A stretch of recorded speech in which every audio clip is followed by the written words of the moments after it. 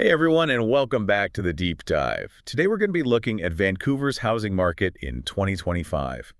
Everyone's wondering, is it going to boom or bust? It's a really hot topic right now, and there are strong arguments on both sides. Yeah, we keep hearing all this stuff about rising interest rates and changes to immigration. And then there's the fact that Vancouver is, well, Vancouver. But what does it all mean for, the average person? Well, to really understand what's going on, we need to look at both the optimistic side and the less optimistic side. So why don't we start with the optimists? Why are some people so sure that Vancouver's housing market is going to boom? All right, let's hear it. Who are these optimists and why are they so confident? Well, one of the biggest names in real estate, RE/MAX Canada, came out with a pretty bold prediction in their 2025 Housing Outlook report. They're predicting a 7% price increase and a 20% jump in sales volume for Greater Vancouver. Whoa, 7%. That's a pretty big jump. So for anyone who owns property, that's great news. Your $1 million house could suddenly be worth 1.07 million. But what about the people who are trying to buy? Doesn't that make it even tougher to get into the market? It definitely makes things more competitive for buyers, that's for sure. But RE/MAX is pointing to a couple of factors that are driving this potential boom. One of the big ones is the decline in interest rates we've been seeing. The Bank of Canada has been steadily lowering rates, and in January 2025, they hit 3%. That's 1.75 percentage points lower than last year. Wow, that's a pretty big drop. So I guess that means it's cheaper to get a mortgage now, Yep. which would explain why more people might be ready to buy. Exactly. Lower interest rates have historically stimulated demand in the housing market. But that's not the only thing at play here. We also have to consider population growth. Greater Vancouver's population is projected to hit 2.708 million in 2025. That's a 0.93% increase year over year. More people means more demand for housing, right? Mm. But didn't Canada's overall immigration targets decrease this year? They did. They went down to 395,000 permanent residents from 485,000 in 2024. But Vancouver is a very attractive city. It keeps drawing in people from other provinces, international students, and all sorts of people. So the demand for housing is still there. So even with a slight dip in immigration, Vancouver's still a popular place to live. But I'm curious, haven't we been hearing about an oversupply of condos in Vancouver? Could that maybe offset the positive effects of lower interest rates and population growth? That's a great question. And it's a perfect time to look at the other side of the argument. Why are some people hesitant about this potential boom? Well, the condo market is definitely a point of concern, Yeah. and there are signs that could support those concerns. Okay, I'm all ears. What kind of signs are making people nervous about the condo market? Well, the average condo prices in February 2025 actually dropped by 1.3% year over year down to $806,000. That's a pretty clear indicator that something's changing. And it's not just a one-time thing either. If we look back to August 2024, condo listings were up a whopping 37% compared to the previous year. That's a massive increase in available units. 37%, wow. That means buyers have a lot of options to choose from, so I can see why that might be putting downward pressure on prices. Sellers are really going to have to work hard to stand out now. But what about the people who bought condos as investments, hoping to rent them out? Are they being affected by this too? Absolutely. This oversupply is definitely impacting the rental market as well. Remember those decreased immigration targets we were talking about? Well, that means there are fewer newcomers looking for rentals. So fewer renters, which means landlords might have to lower their rents to attract tenants. Yeah. And that cuts into their profits, right? Exactly. And for some landlords, it might not even be worth holding on to those properties anymore, so they might end up selling, which could push prices down even further. We're already seeing this happening. Vancouver's median rent dropped to $2,700 in February 2025, an 8% year-over-year decrease. Rents for one-bedroom apartments have been falling for 6 months straight now. So while the lower interest rates might be encouraging some buyers to enter the market, the oversupply of condos and its impact on the rental market could be working against that. It's like these two forces are battling it out. But what about the overall economic situation? Could that have an effect on Vancouver's housing market? It absolutely could, and that's where things get even more complicated. Remember back in February 2025, Yeah. when the Trump administration put a 25% tariff on Canadian goods? It affected things like energy and steel. Well, that move has created some worries about the Canadian economy. A potential downturn could definitely have an impact on the housing market. Yeah, if people are worried about their finances, they might not want to make a big investment like buying a house. Mhm. When there's uncertainty, people tend to be more cautious, right? Exactly, and that caution could lead to fewer buyers and slower sales, which could really put a damper on the boom that some people are predicting. But there's another interesting development to consider. The decline in Chinese buyers. Oh, right. I'd heard about that. Weren't Chinese buyers a major force in Vancouver's luxury market? Yeah. What happened?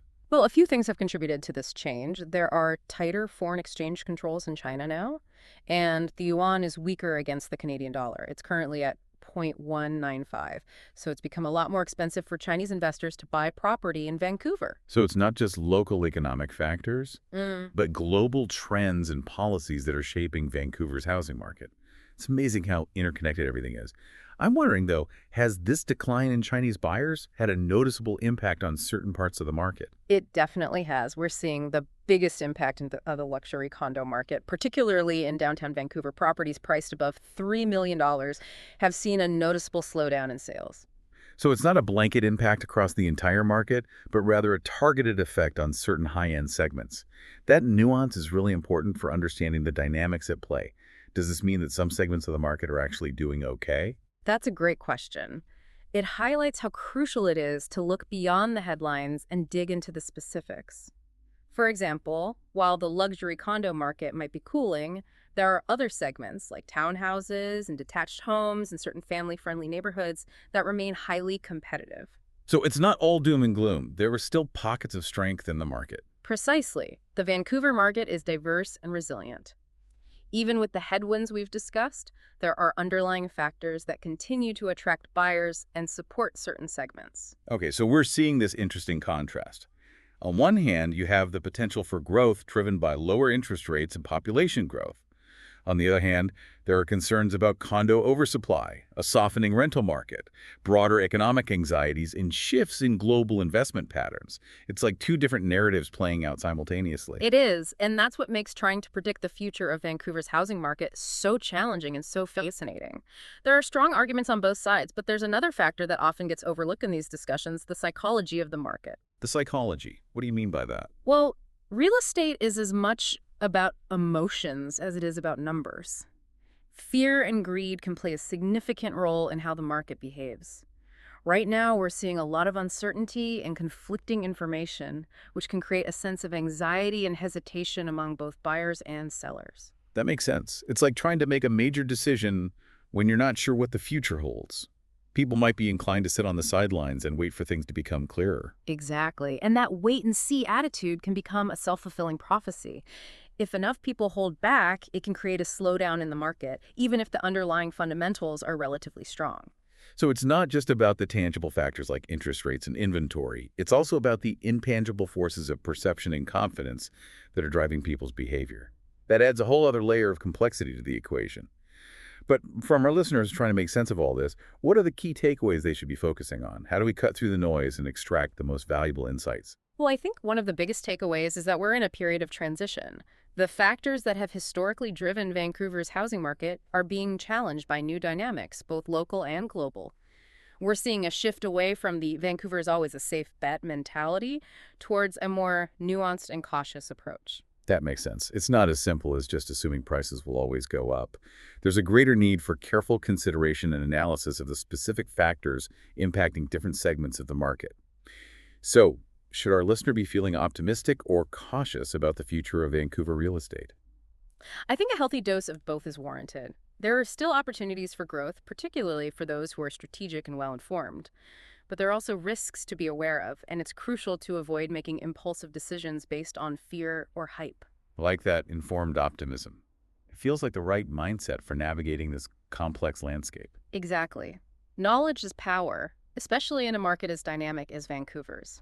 Understanding the factors at play can help you make smarter decisions, whether you're a homeowner, a potential buyer, or an investor. So we've explored the bullish and bearish perspectives, delving into the factors that are both fueling optimism and raising concerns. We've talked about interest rates, population growth, condo oversupply, the rental market, global economic trends, and the shifting dynamics of foreign investment. It's been a whirlwind of information, but hopefully it's given our listener a clearer understanding of the forces shaping Vancouver's housing market in 2025. But before we wrap up, I wanted to touch on something you mentioned earlier, the cyclical nature of real estate. It's an important point. Real estate markets go through cycles of expansion and contraction, and Vancouver is no exception. We've seen periods of rapid growth followed by corrections or slowdowns, and that pattern is likely to continue. So how does that cyclical perspective inform our understanding of the current market? Well, it suggests that this current period of uncertainty is not necessarily a cause for panic. It's simply a phase in the cycle.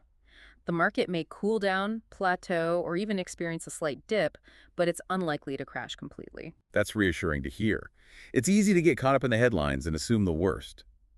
But a long-term perspective can help provide some balance. Exactly. Real estate is a long game. If you're investing for the long term, short-term fluctuations shouldn't deter you from your goals. So what's your advice for our listener who's trying to navigate this complex and ever-changing market? My advice is to focus on the fundamentals. Do your research, understand your financial situation, and don't let emotions drive your decisions. If you're buying you a Jolie, make sure you're doing it for the right reasons and not just because you think prices will skyrocket. If you're selling, be realistic about your expectations and be prepared to adjust your strategy if necessary. Solid advice. It's all about being informed, being strategic, and having a clear vision of your goals. Now, we'd love to hear from you, our listener. What resonated with you the most from our discussion? Are you leaning towards caution or optimism? Are there other factors beyond the ones we discussed that you think might play a role? Share your thoughts in the comments or drop us an email. We're always eager to hear your perspectives. Absolutely. Engaging in these conversations and sharing different viewpoints is crucial for navigating a complex landscape like Vancouver's housing market. That wraps up our deep dive into Vancouver's housing market in 2025. Thanks for joining us on this exploration of conflicting forces and nuanced perspectives. Don't forget to subscribe for more deep dives into the topics that matter to you. Until next time, stay curious.